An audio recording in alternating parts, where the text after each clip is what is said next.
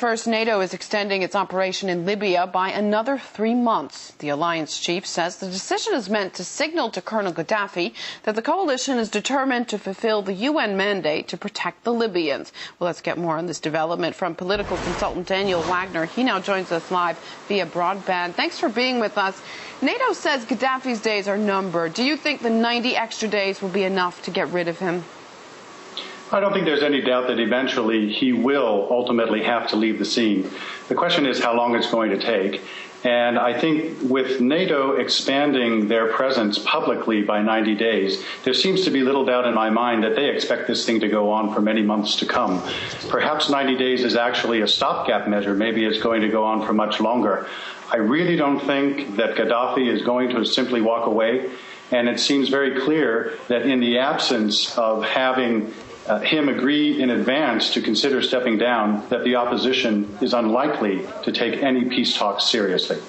Now, Tripoli says over 700 people have been killed by NATO airstrikes. How sincere are the alliance's claims that it aims only to protect civilians in this operation?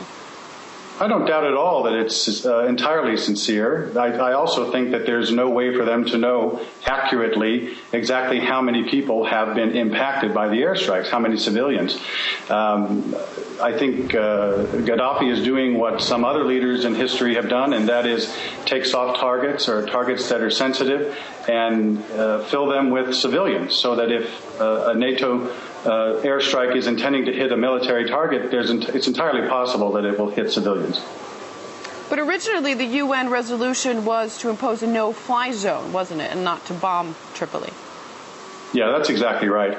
Well, the no-fly zone proved to be pretty ineffective pretty quickly, and it didn't take long for NATO and the allies to realize that that simply isn't going to have the desired effect.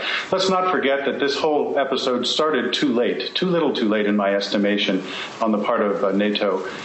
If they really wanted to have an impact and have a better chance of having their own objectives met, they really should have started within 2 weeks of this whole conflict starting. That, of course, takes much more time to achieve with an organization like NATO. And I think now they're left with the realization that short of ground troops or short of taking some more dramatic action that will dramatically impact the outcome of this conflict, it's unlikely to change anytime soon. With that said, do you think that there's any way for NATO to claim success without the actual removal of Gaddafi? No, I really don't think so. I think everyone's objective on that side of the coin is to have Gaddafi removed. And really, ultimately, the question becomes, will he have enough defections on his side to actually have one of his own people kill him? I think short of that, I would not be surprised if he ultimately leaves feet first, because I don't think he's simply going to say, I'm no longer interested in being in power, and I'm going to engage in a sincere dialogue with the opposition. That just doesn't seem to be likely. In Syria, the country's been ripped apart by anti-government protests. President Assad declared a general amnesty for all members of opposition's political movements. Do you think he's another desperate dictator?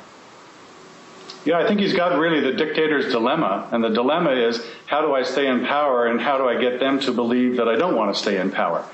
It seems to me that he realizes the end game ultimately is not staying in power, but he doesn't want to say so, and he doesn't simply want to walk away. He's got the same dilemma that Gaddafi has and other dictators in the Arab world will ultimately have. How do you stand up against nearly unanimous opposition among your people?